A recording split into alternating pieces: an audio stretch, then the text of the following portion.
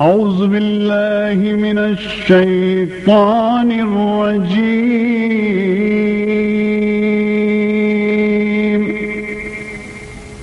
بسم الله الرحمن الرحيم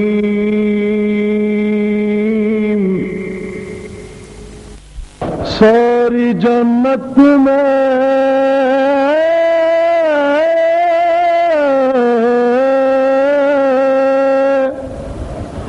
رسول ازلی لکھا ہے، ساری جنت میں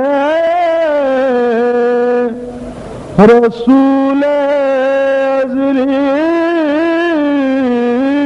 لکھا ہے، ڈالی ڈالی پہ علی اور ولی لکھا ہے، سبز پتوں پہ حسن اور کلی پر زہرا، سرخ و پھولوں پہ حسین بن علی لکھا ہے،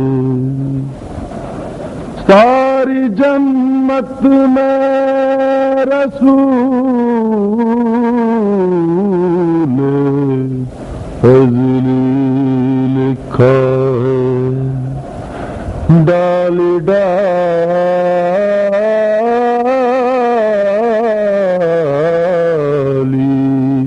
پہ علی اور ولی لکھا ہے، سبز پتوں پہ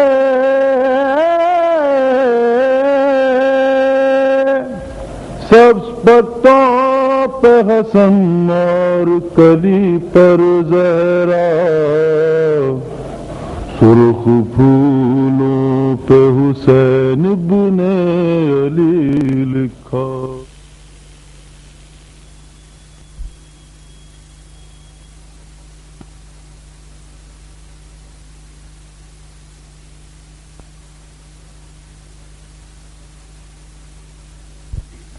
The compassionate. All praises to Allah, the creator of the universes and their sustainer, the provider of believers and unbelievers, and may his choicest blessings be on the seal of his prophets, the last of his messengers and his holy progeny, and in particular may his incessant blessings ever continue to flow on the sixth successor to the holy prophet, on Abu Abdullah Ja'far al-Sadiq salawatullahi wa salamu alayhi.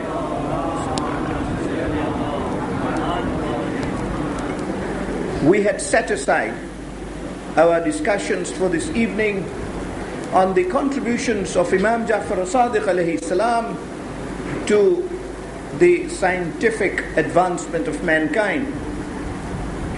Indeed, discussions on the teachings of Imam Sadiq alayhi salam generally, and specifically our discussions as to how he addressed over 4,000 people at a time, tends to give an impression that all those discussions were on matters of religion. But indeed, they were not. He taught various sciences. It is said that his curriculum was based on 4 pillars. Firstly, of course, the jurisprudence of religion, of Islam. The science of religion was at the foremost. But he also taught literature, he taught philosophy, he taught science, and he taught irfan, Gnosticism. I do not propose this evening even to touch on Gnosticism. Asked what sciences one has to know, he said, religion, of course, is mandatory. Then a Muslim must know literature and or science. And then on philosophy, he did not lay the kind of emphasis that he put on science and on literature. Therefore, my focus this evening will inshallah be on science. But only to touch on literature, because he mentioned literature, may I just say this, that he was the person who has till today, centuries later, provided the best definition of literature. His definition of literature went to his times, as you know. We're talking of the 1st century of the Hijrah. We're talking then just of the 7th century after Christ. Today, we are already in the 21st century. And yet in the 14 centuries that passed, no better definition of literature has been provided. He defined literature as this. He said, literature is to decorate, to put on what you want to say, a garment that will make it look attractive. You may want to say or write anything you want, but you can put on it a garment that will make that writing attractive. That, he says, constitutes literature. And indeed, it is so imperative that if a speaker wants to be heard, if a writer wants to be read, he has got to be presenting his material, whether in script or in words, in a matter that renders it attractive. Well, to him, literature was therefore of importance. But asked what was really important about literature, he said, literature may have knowledge in it or it may not. And indeed, how true that is today. Because today we find so many poetries being couched, whether in worldly matters, whether it is entirely worldly, secular, or whether it is by way of marsias and nohas, one finds that there is lesser knowledge contained in that kind of literature than it used to be. But he says, whether there is knowledge in literature or not, there is always literature in knowledge. Now that is the dichotomy that he presented. He said to convey knowledge, one needs literature, and without a basis of literature, that medium of knowledge cannot be advanced. Literature, therefore, is the vehicle by which knowledge is to be advanced. Hence, to him, the importance of literature. Indeed, it is said that where he was making his addresses, above his head on the wall was a script. And I wanted to put this across. One of the reasons why I am speaking on literature, because there are golden words which he put over his head, so that his audience would read those words as they would listen to him. And those words were, he is not an orphan who does not have a mother or a father. An orphan is one who has no knowledge either of literature or of science. So this community of his, the community of Imam Sadiq alayhi salam, would be a community of orphans if it lacked knowledge of literature or it lacked knowledge of science. Hence, paramount importance that we, his adherents and his followers, should be in the forefront of acquisition of such kind of knowledge. If he is spearheaded the acquisition of that knowledge, the provision of that knowledge, us not spearheading its acquisition leaves him in disgrace. Kunu zinuna, he said, be our decoration, be our ornaments, which this community can only be if education is enhanced in the community in all spheres of life. I know sometimes it is a taboo. I didn't want to touch on it because time is so limited, particularly tonight. But even in taking half a minute of your time, may I say, I am one of the sufferers of that taboo of the community. When I became a barrister, in my very early years, I was told from the mimbar that to become a barrister is haram, and that I was doing an act which was unlawful. You can see the lack of knowledge even amongst those who preach to the community. Maybe I thank that preacher that has resulted in my being here this evening talking. But knowledge is so important, correct knowledge. And that knowledge to be achieved by the community, when of course I put that question to my mujtahid of the time, Sayyid Mahsin al-Hakim rahmatullah alayh, he says it is wajib to be a barrister. He said the exact opposite. He said it is a wajib for this community, for those who can be engineers to be engineers, for those who can be lawyers to be lawyers, for those who can be doctors to be doctors, for those who can be good businessmen to be good businessmen, so that the Shiite community has a congregation of professionals who would advance the community forward. How do you expect that community to go forward if it consists of fools and illiterates? That is the basis on which he put and one can see that he derives that conclusion directly from the teachings of Imam Sadiq alayhi salam. Indeed, it is he who has said, there is no room in heaven for illiterates. There is no room in heaven for fools. I will spend no more time on it because I've already mentioned it, I think at least once before in this very hall. Hence his great importance in giving knowledge. And indeed, it is he who advanced literature considerably. Of course, the first Islamic book to advance literature was the Holy Quran. The Holy Quran is taught today in Israel as a book of literature. They, of course, do not regard it as a word of Allah subhanahu wa ta'ala.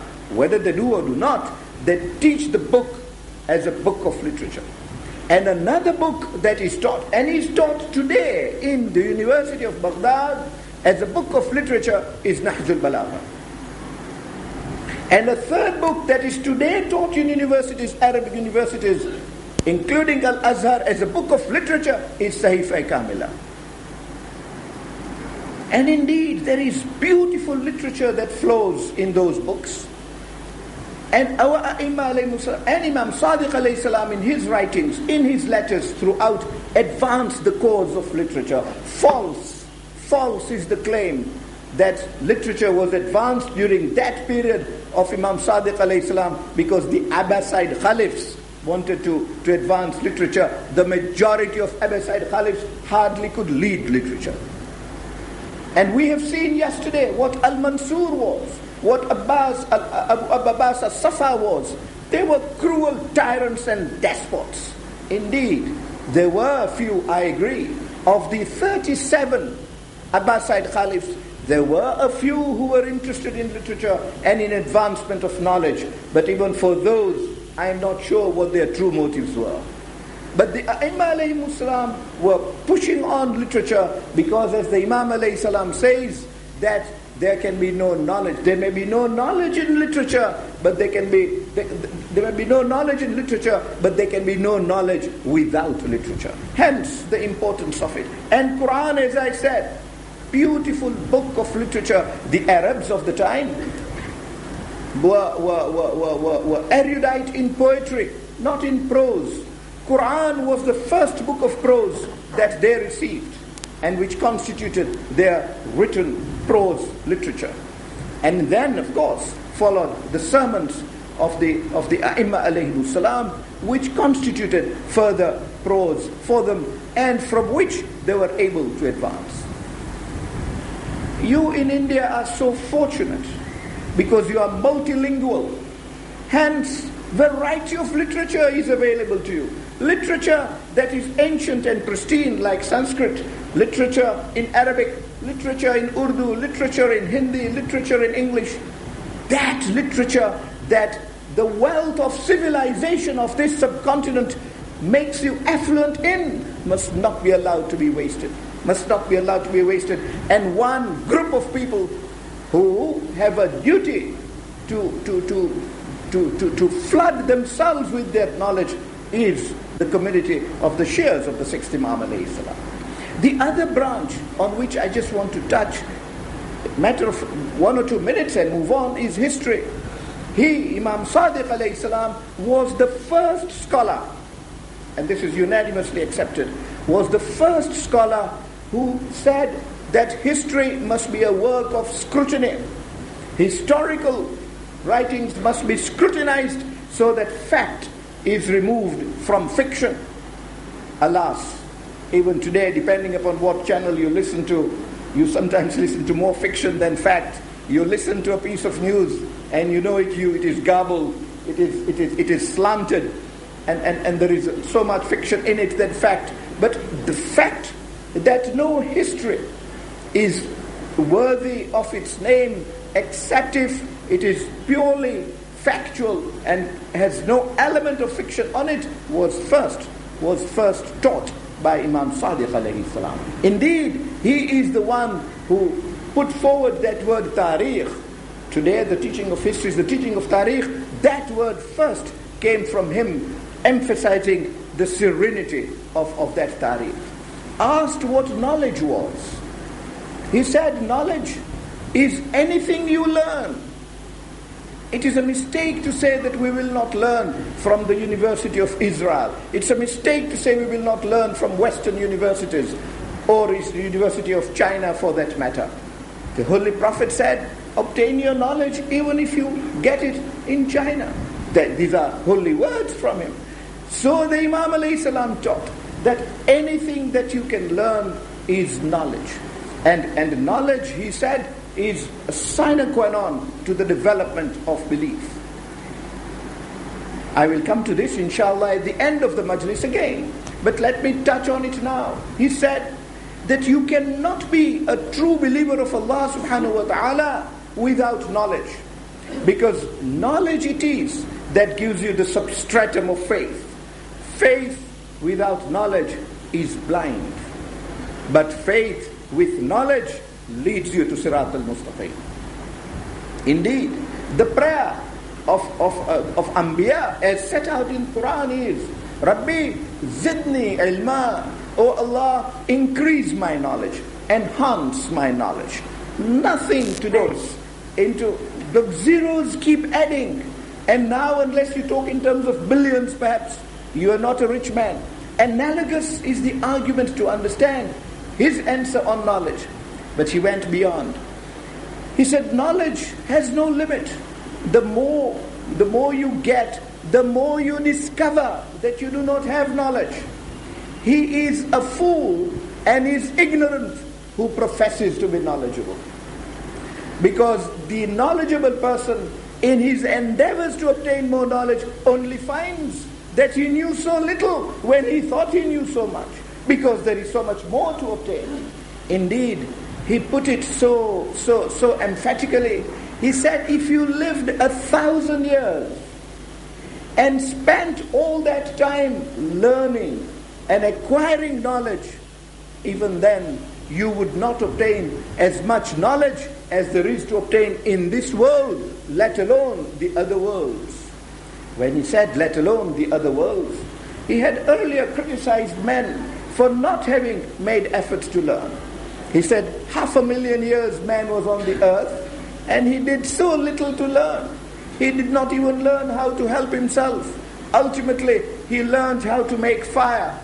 Very recently, he learned, only 100,000 years ago, he learned how to provide himself shelter and come out of living from trees. He said, is this the dignity of man?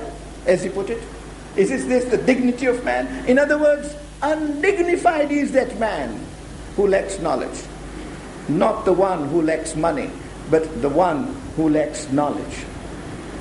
But asked, when you say in 1,000 years you will not obtain all the knowledge of this world, let alone the other worlds, what other worlds are there? He said, there are numerous other worlds. And in those worlds, this is what we, despite our advancement in the 21st century, do not know until today. What we do not know until today, As-Sadiq alayhi salam told us centuries ago. He said that there are many other worlds, and those worlds are inhabited. They are inhabited by people. Those people are more educated than people on this earth. Technologically, they are more advanced than people of this world, and they have methods of communication which the people of this world have not have not been able even to understand. Of course, it is easy for us today to say, oh yes, but he was talking 12 centuries ago. Are we able to understand them today? We are not. We are not. In this century, in the First World War, talking of just 100 years ago, Marconi, the naval chief of Italy of the time, strong power then, reports in his briefing to the government that when he set up, one of the first people to use wireless technology, he said when he set up that wireless technology, he found that he received radio waves, and those radio waves came, he said, from beyond our earth. They came from abroad. I was not able to decipher them. But what I was able to know was two things. They came from people who were like us humans, but more advanced than us. And the waves were sent by technology far more advanced than my wireless set to be able to receive that technology.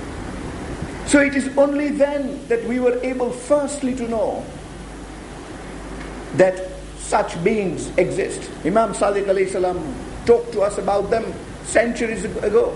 Even today, our knowledge has not reached to a stage at which we would be able to know where these beings are.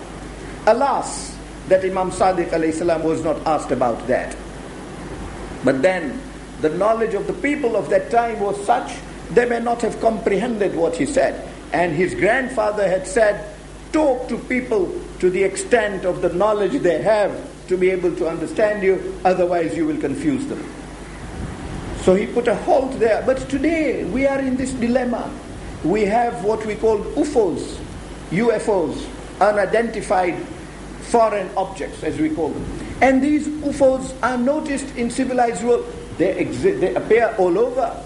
But not all third world countries have the apparatus to receive these UFOs and to receive messages. The latest, this was set out, apart from the geographical magazine, it was set out in the Reader's Digest. This is only last year. That in California, military personnel saw UFOs, and when they saw UFOs, they put up their binoculars immediately to trace more of it, and they found helicopters which were flying at much greater rate. Their capacity to dive, they reached the top of trees in California, of that forest, burnt some trees, collected some material from those trees, and they flew off. And the military personnel said that their helicopters were of far greater capacity and far greater technology than our helicopters. He said they were absolutely dumbfounded. They immediately radioed to find out whether any of those pads that could have helicopters taking off from them around the area knew anything about them. There was no question of any helicopter having left at that time. And there were 6 of them that left. These were personnel who were driving in their armored cars. Suddenly when they saw this, they stopped their armored cars and looked. These UFOs are not explicable until today because our knowledge is so limited. We are beginning to learn what other planets have conditions in which life can exist. We are now sure that life can exist on some of these planets. We have not been able to contact other humans that Allah subhanahu wa ta'ala has created. But these are humans about whom Imam Sadiq alayhi salam has already informed us. But what he has told us is that some of the science, he said, to complete that conversation with his student, he said the other worlds. And then he said, after 1,000 years, you may know things about this world, you will not be able to know about the other worlds. So the student says, well, why should we not be able to know about the other worlds? And he gave a searching answer to that. He said, because the science that operates in those other worlds is different from the science that operates on this world. Rules of physics and chemistry, which operate in the context of this world, are alien to those worlds. In that world, different rules apply. So much so that they are opposite of the rules in this world. And he explained further, talking of atoms, he said that that the positively charged atoms in those worlds are the electrons.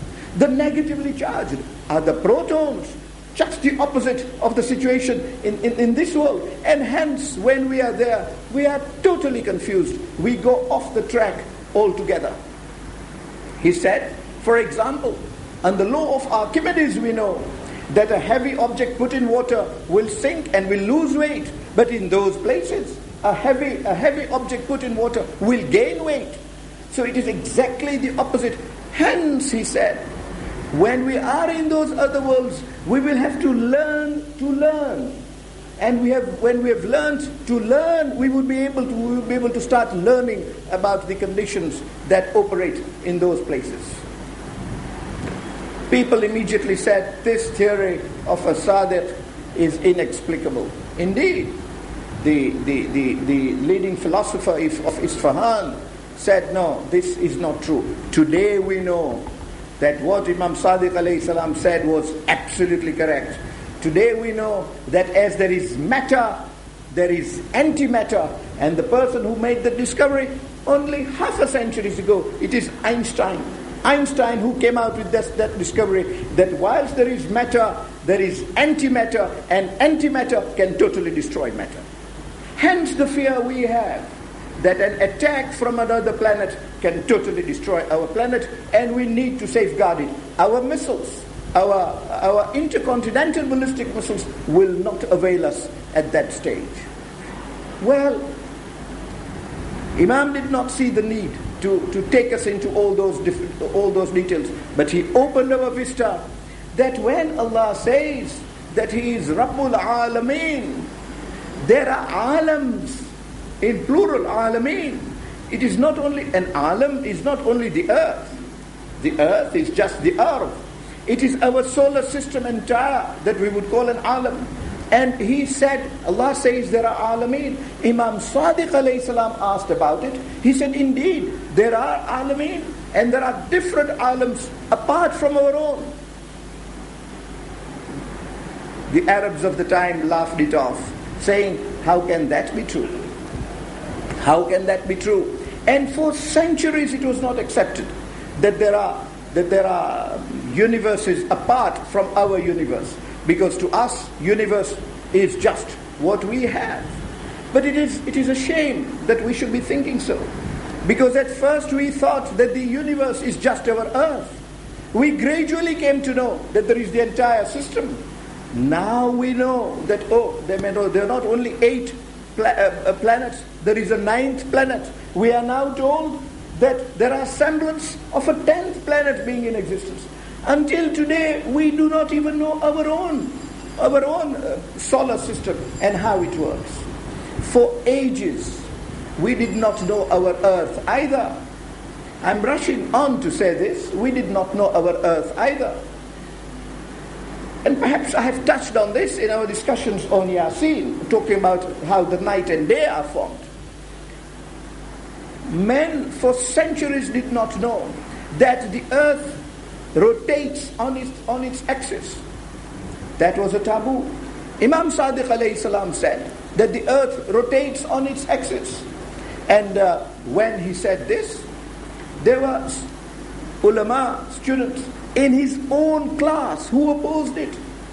They said, no, Sayyid, we have always learnt and we have always read that it is not the earth that rotates.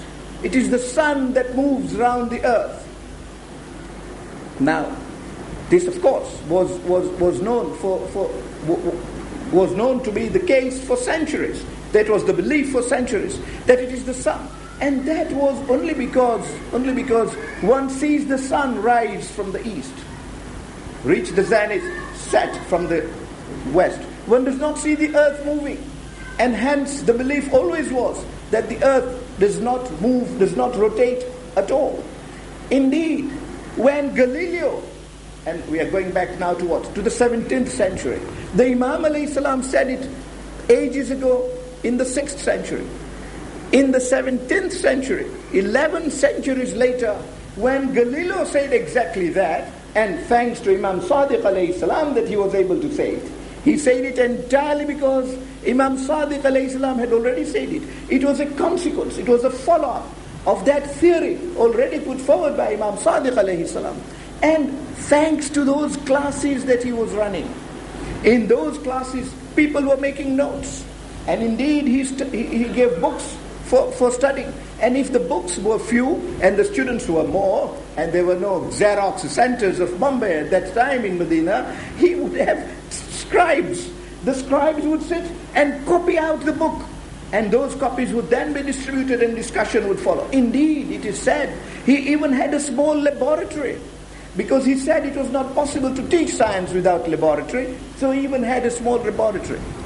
In his classes, he was questioned. He was said, no, it is not possible. It is the sun that moves round. So he says, very well, according to that theory, and it is the theory of Aristotle, according to that theory then, the sun moves. And it moves through the 12 zodiac signs. The earth being only one of them. Moves through all the 12 zodiac signs. And it moves round the earth in 24 hours. And hence you have the day and the night. Imam Sadiq alayhi salam said, if it was the sun that was moving, you would not have day and night. You would have day all the time. You would have light all the time. You would not have this mechanism by which, if the earth was stationary and the sun really just moved around it, you would have light all the time. The theory is nonsense. It's ridiculous. They couldn't answer him. But they were slow in absorbing what he was saying. Well, he said two things contemporaneously, simultaneously. He said that the earth rotates on its own axis. And he said that the earth revolves round the sun in its own orbit. And all this that I am saying to you is all contained in a thesis prepared by the researchers of the universities of Strasbourg in France. That French research has been translated into Farsi, into Arabic, into English, translated into various languages. And that research says that Imam Sadiq alayhi salam was the first in the world ever to say that the earth rotates on its axis.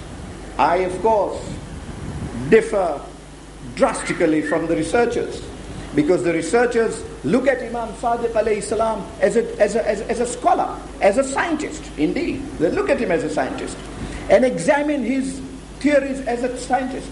And often you find them grappling. They wonder, but how did he come to know that? They got stuck on this. They got absolutely stuck. Because at that point in time, everybody in the world said it is the sun that was moving. The sun moved round the earth. That was the calamity of that theory. Not only that the sun was moving, that the sun is moving, even we today say. But they were saying that it was moving round the earth. That was, as I said, the calamity of that theory. And nobody else except Imam Sadiq alayhi salam said, perhaps Imam Baqir alayhi salam also said, but they're the only ones, particularly Imam Sadiq, because he had the opportunity to hold these classes in Masjid al-Nabawi. Hence, the numbers that attended his classes compared to the numbers who attended Imam Baqir alayhi salam's classes. However, he was the first to propound. And then they started theorizing. He may have learned from the library in Alexandria.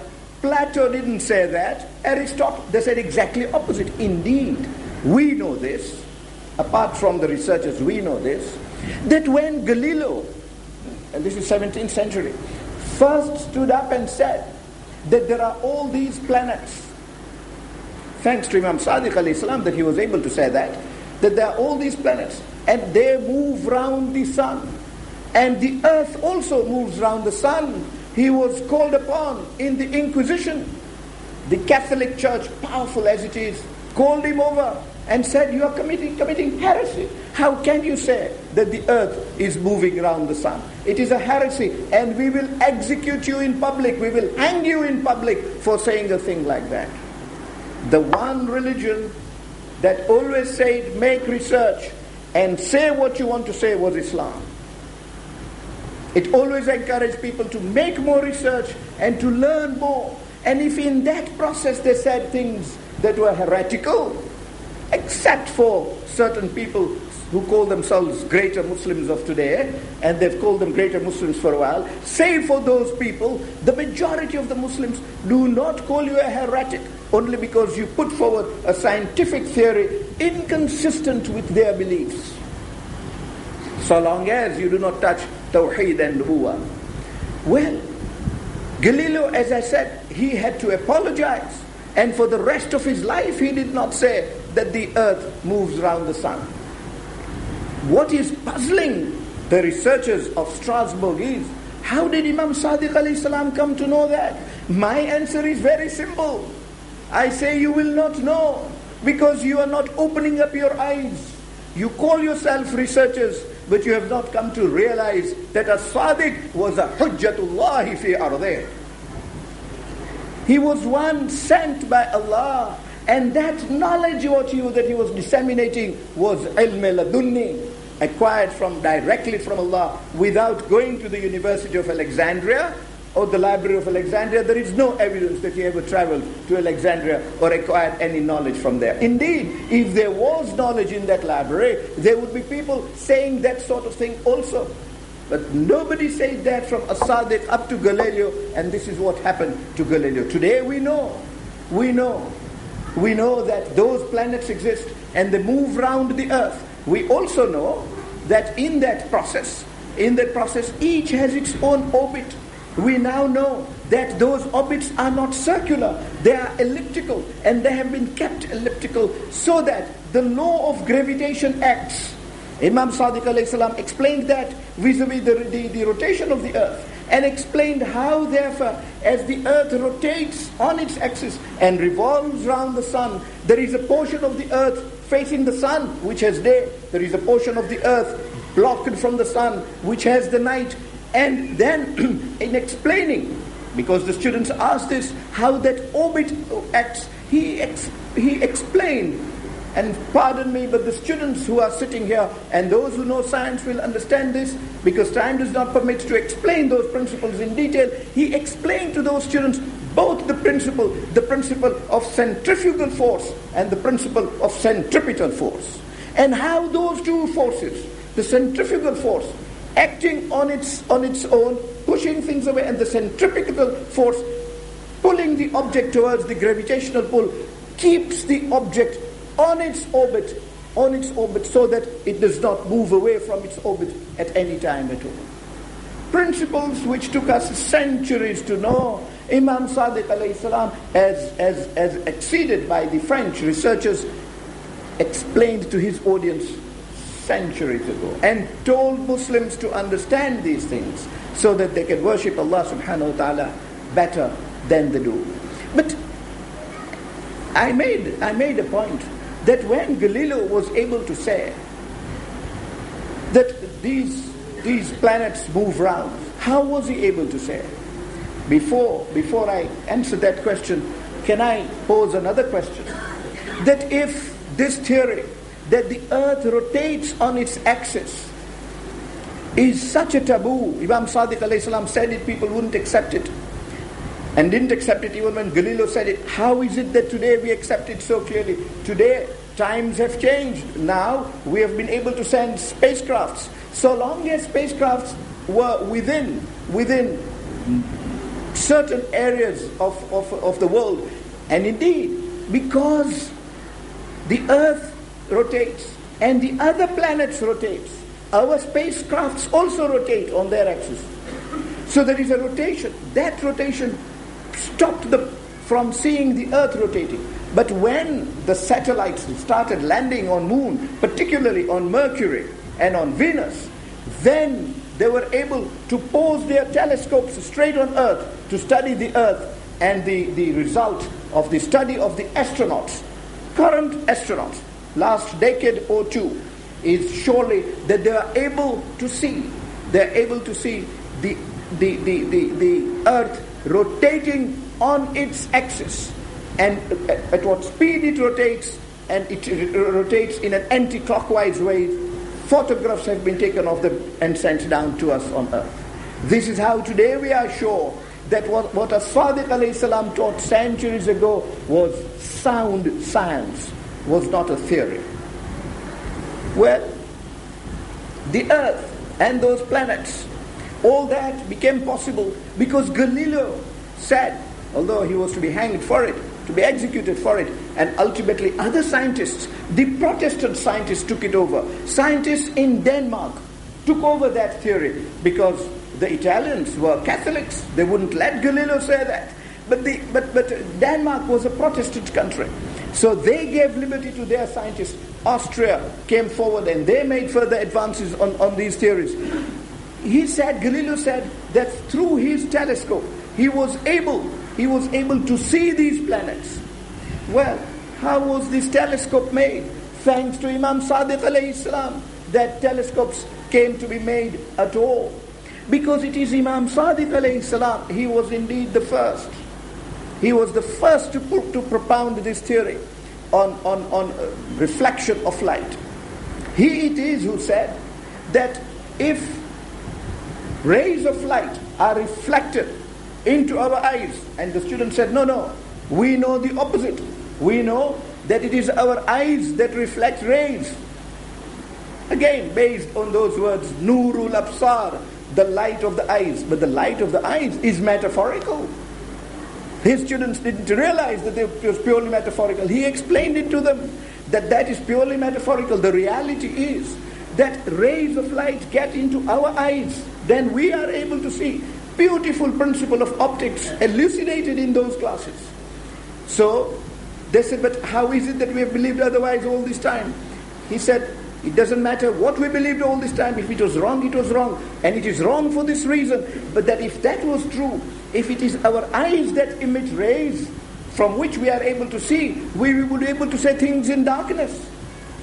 We would be able to see things because our eyes would, just as our car today has its lights and the beam is thrown on the road which is totally dark, but there is light on the road because of our beams. If that was the situation with our eyes, we too would be able to see at night, but we can't.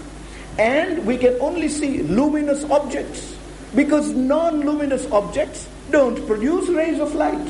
So we are not able to see them. We see non-luminous objects only when luminous objects reflect their light on non-luminous objects, and they in turn reflect light into our eyes. Then through those, like the moon is not luminous. It is when sunlight falls on the moon and those are reflected onto earth, we are able to see the full moon on that night. Well, he explained all that to them, and he taught them that if rays from various objects are collected together and are then harnessed to be reflected at one time, then an object which is 6,000 meters away can be seen as though it is only 60 meters away. It is drawn nearer 50 times. And he put this into experiments with them. And hence, and indeed, he gave them the example of a camel. Our books in Arabic, when enunciating this principle, gives an example by a Sadiq of camel, that if camels are grazing 6,000 meters away, and the rays that are emitted through them are all harnessed to be pulled in together towards us, then we will be able to see them only 60 yards away, and the other things that are around those camels, for example, the land on which they are grazing, would all draw nearer to us by 50 times. Now that is what the Italian researchers took on in the 17th century, and Galileo worked on it. This is how we first got our binoculars. And I suggest, whenever we use binoculars, let us recite a salawat on Imam Sadiq alayhi salam.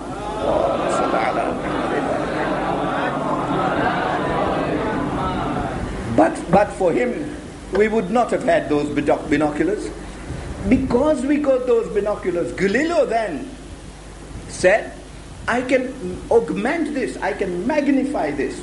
If it is good on the earth, it will be good in the skies. And he put those telescopes. Within 2 years of the discovery of binoculars, the telescopes were done. Except that we were not able to see what we can see today. because they were limited. But at least Galileo was able to see those planets. Of course, he did not count even 8. The 8th was discovered only in this century, and then we moved on to the 9th. But he was able to see those planets, and he was able to see that each of them was moving. Indeed, the speculation is that perhaps he even saw that the earth was rotating on its axis. But he did not dare say that. It's not found in his writings either, lest he be executed.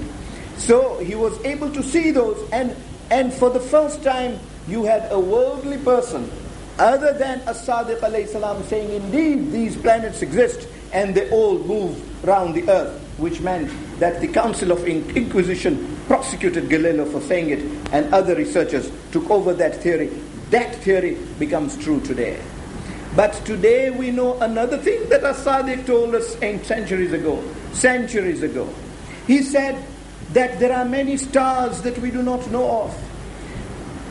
Talking about universes, he said that there are other universes apart from our own, and they have their sun, and their sun is much larger than ours. Indeed, he then said that their sun is many billion times larger than our sun. Today we know this. And he said that those suns have their planets, and those planets have their moons, and there are people occupying those planets, receiving their rizq, their sustenance from Allah subhanahu wa ta'ala.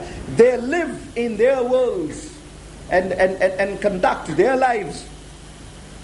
And indeed, they are all in motion. Imam Sadiq alayhi salam said all this.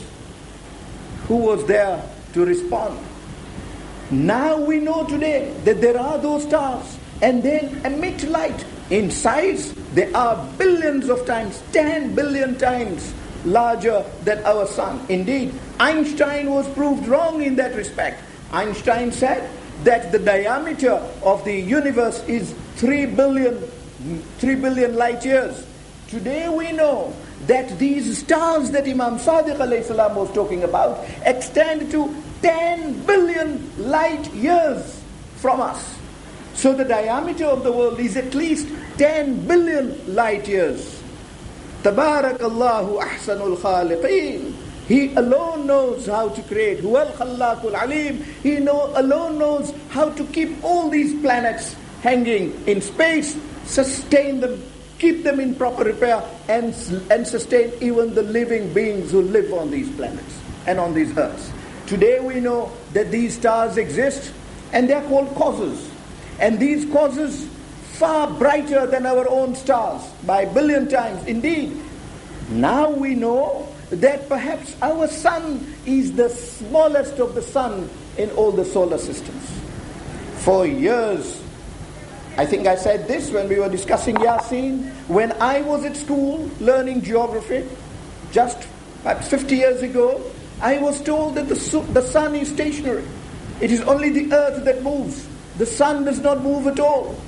Quran says, وَالشَّمْسُ تَجْرِي لِمُسْتَقَرٍ لَهَا. And in that context, Imam Sadiq alayhi salam was asked, and in his class, and the research accepts this, he said, yes, the sun is physically moving. It is moving towards its destination, but it is not moving around the earth. The point then was that the sun was moving around the earth. He said, no, it is not, because mustaqarrin laha clearly implies that it is moving in a straight line. It is not moving in an orbital orbit. No. So the theory was wrong, and its motion is for another reason. Today we know that the sun is moving. Indeed, the other causes are also moving. All teachings of Imam Sadiq alayhi salam. Aristotle said, and perhaps time does not permit us to go beyond this, but let me just touch on Aristotle and we proceed to Masayib. Aristotle said, all this creation, it works on 4 elements. There are 4 elements: earth, fire, water, air. Imam Sadiq alayhi salam said, rubbish. How could Aristotle ever say that? And he was only 11 years old when he first said that. When he said that the sun moves, and when he said that there are these planets, and the earth rotates on its axis, he was only 12 years old. From then he started these theories, propounded them when he became the main tutor in his classes. He challenged the theory of Aristotle then, and he said it is rubbish because the earth has numerous elements in it. The earth cannot be an element, it has numerous elements in it. Today we know this. And then he said that the human body has all the elements that the earth has. It has 4 elements in great quantities. Today we know, by today I mean in this century, we have come to know, centuries after he said that there are large quantities of oxygen, hydrogen, carbon and nitrogen in our bodies. He then said, apart from these 4 elements that are in large quantities in human bodies, there are 8 elements in smaller quantities. And today we know that there are 8 elements in lesser quantity than hydrogen, oxygen, carbon or nitrogen, but in larger quantities than other metals. We know that there is that much of potassium in the body, that much of sodium in the body, that much of manganese in the body, that much of chlorine in the body, that much of iron in the body. We are aware of all these metals that are in the earth. Indeed, he said, each metal is an element in its own right. And apart from these, there are 8 others in smaller quantities, like zinc, like iodine, in smaller proportions in human body. Today we are able to know this, which we did not know centuries ago, and he propounded those theories centuries ago. Talking of air, well, I do not think we can do all the 4 elements we've just touched on earth. Likewise with air and water. With air, he said, air is not an element. Indeed, when Galileo tried saying it, that it was not, he was threatened to be killed once again. But Imam Sadiq alayhi salam had the freedom, the Islamic freedom in his classes to say that. He said, no, air is not. Today we know that air is, he was the first to say that in it there is one element which is heavier than all other elements. We now know it is oxygen. Indeed, in 10 kilograms of oxygen in a jar, 10 kilograms of water, 9 kilograms of weight is oxygen.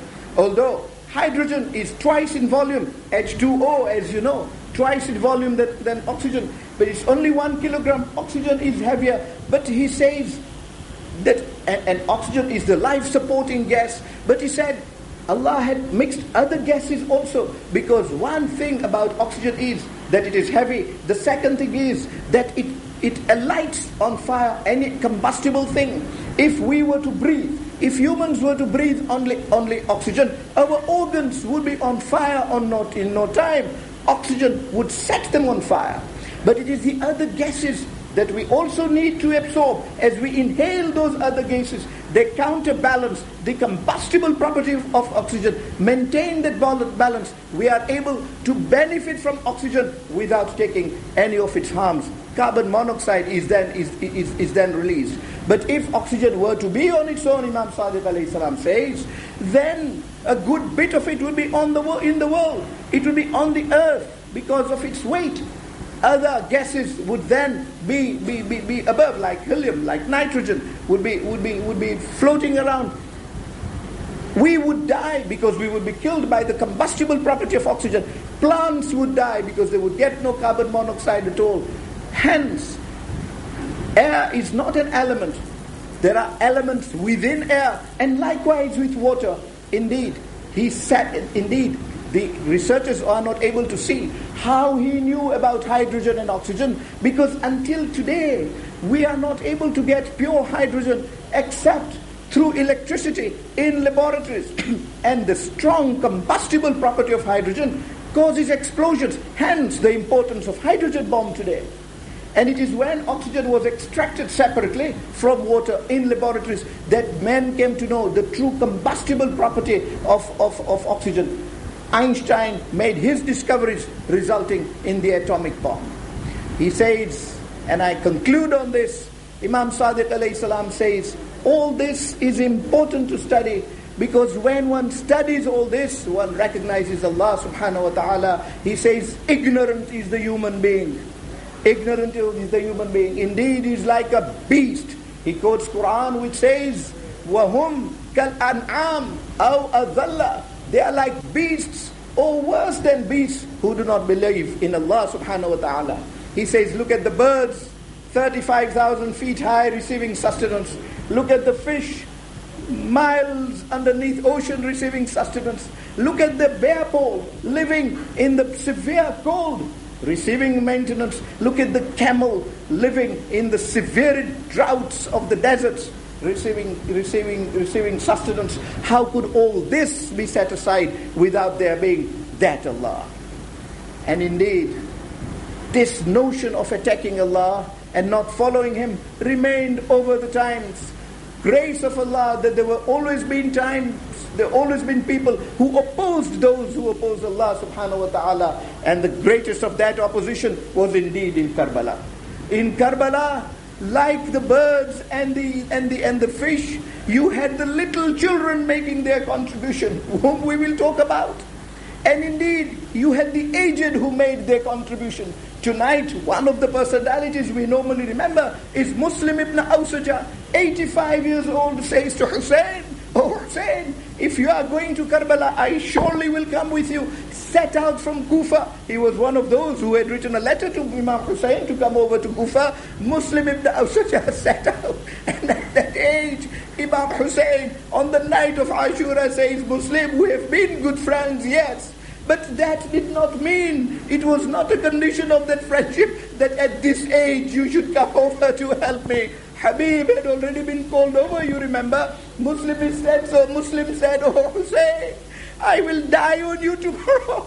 And if by your hujjah you make me alive again, I will die again on you. And I will continue." When Amr bin Hajjaj, the next day on Ashura day, attacked the camp of Yazid, of Imam Hussein alayhi salam, because they kept losing in single combats, then Amr bin Hajjaj says, "Let us attack them en masse. They are few, we are many." And Umar ibn Sa'ad la'anatullah said, "Yes, do that." And they attacked them en masse. Many of the companions came out and rebuffed a complete battalion of Yazid. But Muslim ibn Awsaja passed away. He got struck down. Imam Hussein alayhi salam comes on his side and recites a beautiful ayah of Quran. He says, فَمِنْهُمْ مَنْ قَضَى أَرْبَهُمْ. There are those who fulfilled their vows and left. And there are those, وَمِنْهُمْ يَنْتَظِرُ. And there are those who still wait. وَمَا بَدِّلُوا تَبْدِيلًا. And there is going to be no change in our Muslim. You have preceded. Go ahead. I am following you in due course. Habib ibn Mazahir comes to the body of Muslim ibn Awsaja and says, "Muslim, how did you come to precede me and go ahead? If I knew I was going to live, I would ask you to make wasiyah to me. But what wasiyah will you make, Muslim? I only have a few more minutes in this world than you have." Muslim ibn Awsaja says, "Oh Habib, I still have one wasiyah to make." Habib says, "Tell me, Muslim." And Muslim turns round to Habib and says, "Habib, beware, hadar rujul, beware of this man and look after him so long as you are alive." Habib says, "Muslim, go in peace. So long as there is one breath in me, I will not allow even an arrow to reach Hussein." Time for prayers then comes immediately after Muslim goes. Abu Tamama says, "Oh Abu Abdullah, time for prayers." Imam Hussein looks at the sky, says, "Yes, zakartuka salah. جَعَلَكَ اللَّهُ مِنَ الْمُصَلِّينَ. You have thought of salah. May Allah keep you amongst those who say their prayers." Abu Tamama goes and tells the enemies, "We want to pray, stop the war." The enemies say, "Why do you want to pray?" Hussein's prayers are not accepted. He turns round to Hussein and says, "Mawla, you say your prayers in this world. I am going to say my prayers with your grandfather in heaven. Let me go." Imam says, oh Abu Tamama, if this is how you feel, go. He fights and gives his life as the Imam alayhi salam was conducting his prayers. Such is the remembrance of Allah as As-Sadiq alayhi salam teaches in his scientific teachings. But as the Imam was reciting prayers, arrows were flung on him. Two volunteers set out, Zuhair ibn Qayn on the left, Sa'id on the right. If an arrow came towards the Imam, Sa'id would run and take it either in his hand, mostly on his chest. If it came on the other side, Zuhair took the arrows, 2 rakat namaz, but they were full of arrows. Indeed, Imam Hussain alayhi salam said, Assalamu alaikum wa rahmatullah, and Sa'id fell, saying, Assalamu alayka ya Aba Abdullah, my salam is on you. Fell away. Zuhair said, Aba Abdullah, I only have a few breaths left. Allow me to go and fight. No time to take a more formal leave from you. Hussain says, Zuhair, if this is how you feel, go ahead, kill the 10 people. And Imam goes to the body of Zuhair, saying, Zuhair, you have all left me in these conditions. Now I'm only left with my kith and kin so that the enemies can massacre. ألا لعنة الله على القوم الظالمين وسيعلم الذين ظلموا أي منقلب ينقلبون إنا لله وإنا إليه راجعون رحم الله من يقرأ الفاتحة.